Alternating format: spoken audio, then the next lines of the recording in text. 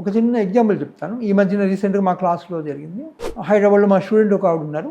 ఒక 3 నెలల పాటు క్లాస్కి వస్తున్నారు కానీ ఏదో ఒక సంథింగ్ ఒక బ్లాక్ షేడ్ నాకు ముఖం అనిపించింది నాకు. కానీ ఓ రోజు క్లాసులో గతంలో ఉన్న ఆలోచనలు ఒక్కొక్కటి జ్ఞాపకం చేసుకుని వెళ్ళినప్పుడు ఆవిడకి సడన్గా గుర్తుకొచ్చింది.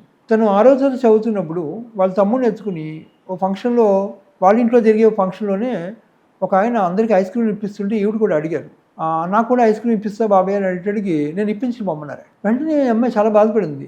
మళ్ళీ బాధపడి రిలీజ్ ఫోన్లే నాకు ఇప్పించలేకపోతే పర్లేదు, నా చిన్నపిల్లాడు కదా నా తమ్ముడు, వాడికి ఇప్పించి వాడు పేచి పెడుతున్నాడని బతిమాలేటాడికి వాడికి కూడా ఇప్పించి పొమ్మన్నారు ఆయన. అది మనసులో ఆ పెయిన్ ఉండిపోయింది. అందరి పిల్లలు తింటున్నారు, తన తమ్ముడికి ఇప్పించుకోలేకపోయి ఆ పెయిన్ ఉండిపోయింది.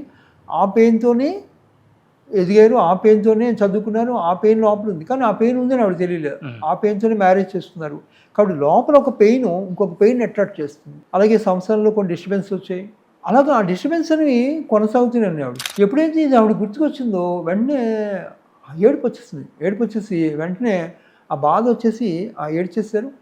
ఇది నాకు ఎప్పుడు తలుచుకున్నా చాలా బాధగా ఉండేది అనేసి ఆవిడ తలుచుకుని ఆ బాధ పడిన వెంటనే ఒక బ్లాక్ షేడ్ మాస్క్ ఎలా తీస్తే వెళ్ళిపోతుందో ఆవిడ ముఖంలోంచి ఆ బ్లాక్ షేడ్ అలా వెళ్ళిపోయింది.